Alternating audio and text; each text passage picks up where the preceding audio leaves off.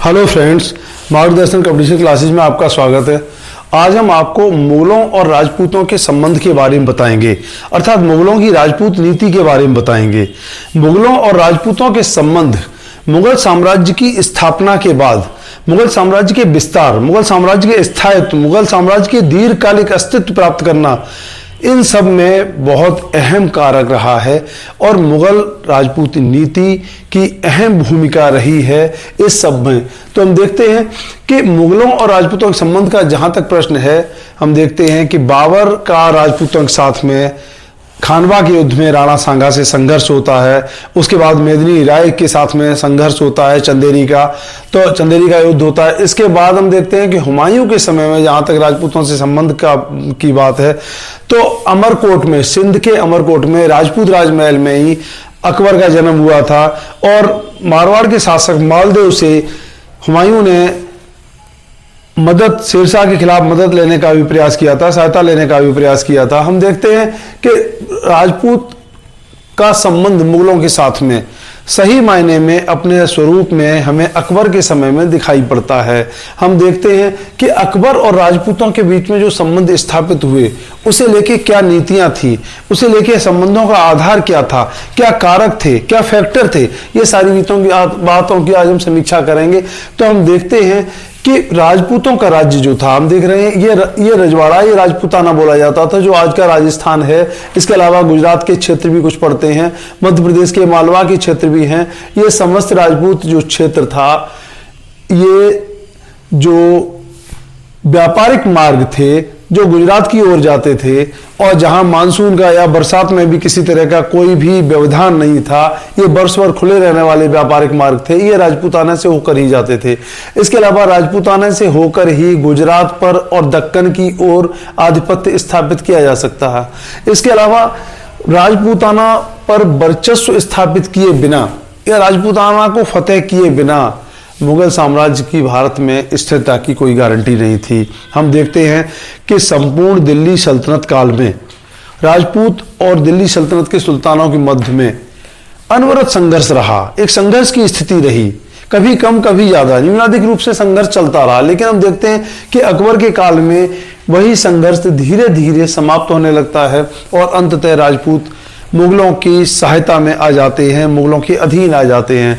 तो होता क्या है, अकबर ने जो राजनीतिक कारण जो थे वो ये थे कि संपूर्ण भारत पर अगर राज्य का विस्तार करना है तो राजपूतों को अपने अधीन करना पड़ेगा, और दूसरा आर्थिक कारण ये थे कि राजपूताना और राजपूत क्षेत्र पर अधिकार किए बिना, उन्हें अपने अधीन लिए बिना व्यापारिक मार्ग भी सुरक्षित नहीं थे, अर्थात साम्राज्य के आर्थिक हित भी सुरक्षित नहीं थे। तो हम देखते हैं कि अकबर ने इसके लिए जो नीति अपनाई वो अपने में एक अध्ययन का, समीक्षा का विषय है।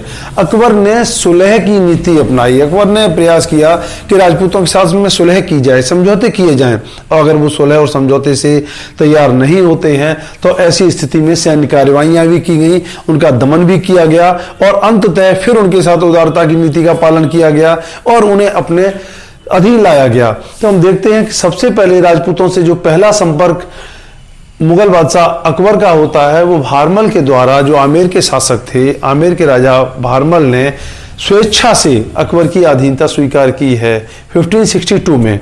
इसके बाद हम देखते हैं कि 1568 में, 1568 में अकबर के द्वारा चित्तौड़ को फतेह किया गया है। 1567 में चित्तौड़ का घेराबंदी की गई है और चित्तौड़ को फतेह कर लिया गया है। हम देखते हैं कि चित्तौड़ को के फतेह करने तक राजपूताना के कोई भी प्रमुख राजपूत राज्य मुगल साम्राज्य की अधीनता स्वीकार करने को तैयार नहीं थे।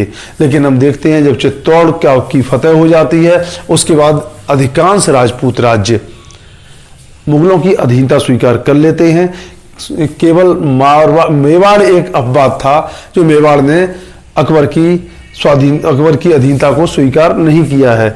तो हम देखते हैं कि अधिकांश राजपूत राज्य अधीन हो गए और मेवाड़ के साथ में खड़े नहीं हुए। उसके पीछे क्या कारण थे? देखिए, राजपूतों के और जो मुगलों के संबंध थे, सही मायने में ये तर्क और यथार्थवाद पर निर्धारित हुए थे, ना कि किसी भावावेश में आकर। क्योंकि राजपूतों को यह ज्ञात था कि अगर वो मेवाड़ के साथ में जाते हैं, मेवाड़ के को सुदृढ़ करते हैं, तो ऐसी स्थिति में क्या होगा कि उन्हें वो स्वाधीनता प्राप्त नहीं हो पाएगी जो अकबर की अधीनता स्वीकार करने में प्राप्त होती है। क्योंकि अकबर के द्वारा जब राजपूतों को अपने अधीन किया गया तो उन्हें वतन जागीर, जो राजपूतों का अपना राज्य था, वो वतन जागीर राजपूतों को दे दी गई। और इसके अलावा उनकी सैन्य सेवाओं के बदले में पारितोषिक रूप में, एक पुरस्कार स्वरूप उन्हें एक तनख्वाह जागीर भी दी जाती थी जो उनके राज्य से अलग होती थी। इस तरह से हम देखते हैं कि राजपूतों को अपनी सैन्य शक्ति को सुदृढ़ करने का एक अच्छा अवसर प्राप्त हुआ। जो उनकी शक्ति दिल्ली सल्तनत के काल में निरंतर युद्धों में क्षरण होती रही, तो हम देखते हैं कि उससे उन्हें फिर से अपनी शक्ति का संचय करने, शक्ति को सहेजने और शक्ति के विस्तार करने का एक अवसर प्राप्त होता है। और सही मायने में जो दिल्ली सल्तनत के समय में दिल्ली सल्तनत की स्टेट को लगातार राजपूतों से संघर्ष से जूझना पड़ा है, वही आज मुगल साम्राज्य राजपूतों की सहायता से अपना विस्तार हम देखते हैं कि काबुल से लेकर पूर्व में बंगाल तक और पश्चिम में हम देखते हैं कि बीजापुर गोलकुंडा तक करने में सफल हो पाता है। तो ऐसी कंडीशन में क्या हुआ है कि लेकिन राजपूत जो नीति थी अकबर की या मुगलों की, उसमें कुछ कारक थे, कुछ शर्तें थी। उसमें हम देखते हैं कि अकबर के द्वारा एक तो यह किया गया कि राजपूत अपने राज्य को स्वतंत्र नहीं रख सकते, उन्हें अधीनता स्वीकार करनी पड़ेगी। और अधीनता स्वीकार करने के बाद वो अपने राज्य के अंतर्गत, राज्य के अंदर प्रशासनिक रूप से पूरी तरह स्वतंत्र थे, लेकिन बाह्य रूप में वो विदेशी संबंध स्थापित करने में और अपने पड़ोसी राज्यों के साथ में झगड़ों को सुलटाने के लिए स्वतंत्र नहीं थे। इसके लिए उन्हें मुगल साम्राज्य, मुगल सत्ता को सर्वोपरि मानकर ही कार्य करना होगा। और दूसरा यह था कि उन्हें अपने सिक्के ढालने का अधिकार उनसे ले लिया गया।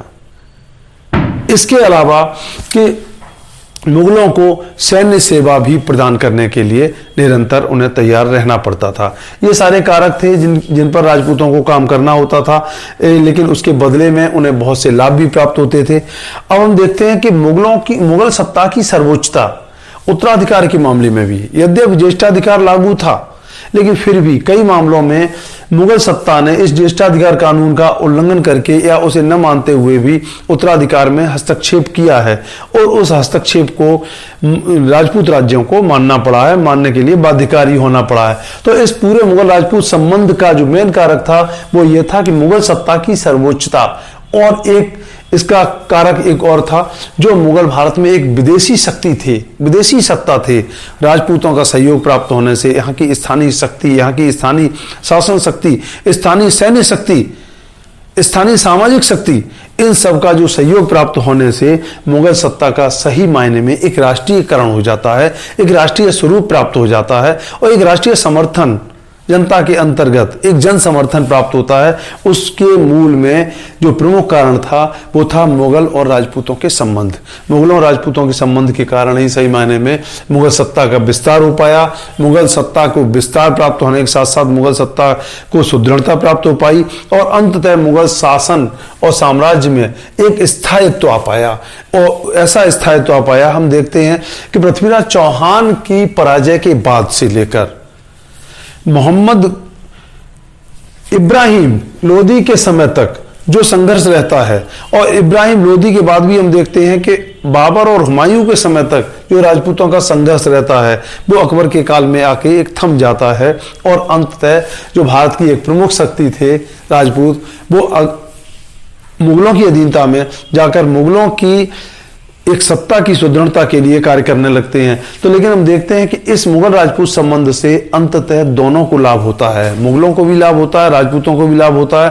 राजपूत अपनी सैन्य शक्ति, अपने राज्य की शक्ति, ये सब बढ़ाने में सफल होते हैं, लेकिन हम देखते हैं कि मुगल अपनी सत्ता का स्थायित्व प्राप्त करने में सफल होते हैं। इसके अलावा जो राजपूतों के राज्य जो होते हैं सही मायने में मुगलों की जागीर बनकर रह जाते हैं, और जो मुगल राज्य में राजपूत राजा थे वो अब राजा के स्थान पर सही मायने में एक मुगल जागीरदार बनकर रह जाते हैं। ऐसे जागीरदार जो अपने मनसब में वृद्धि के लिए, अपनी जागीर में वृद्धि के लिए, अपनी तनख्वाह जागीर में वृद्धि के लिए कहीं न कहीं मुगलों की दया, मुगल सम्राटों की दया, मुगल साम्राज्य की अनुकंपा पर निर्भर हो जाते हैं। और हम देखते हैं कि अंततः जो भारत की मूल शक्ति थी राजपूत, वो राजपूत जो संगठित रूप से, सुसंगठित रूप से संपूर्ण भारत में अपनी सत्ता स्थापित करने का, अपना साम्राज्य स्थापित करने का एक प्रयास कर सकते थे, उस प्रयास से वो सही मायने में विमुख हो जाते हैं। यही सही मायने में मुगलों की एक कूटनीतिक सफलता थी, अकबर की एक कूटनीतिक सफलता थी, वही अकबर की राजनीतिक दूरदर्शिता भी।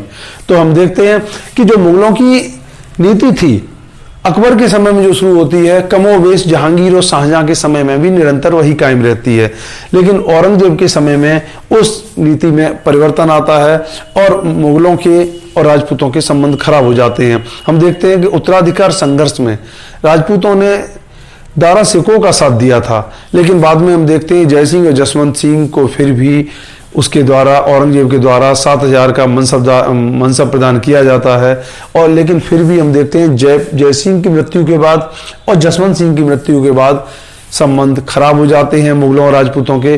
और मारवाड़ में वीर दुर्गादास के नेतृत्व में एक उत्तराधिकार संघर्ष आरंभ हो जाता है, एक स्वतंत्रता संग्राम कह सकते हैं शुरू हो जाता है, और अंततः अजीत सिंह को वो अपना राजा वहां पर बनाने में सफल होते हैं राठौर राजपूत।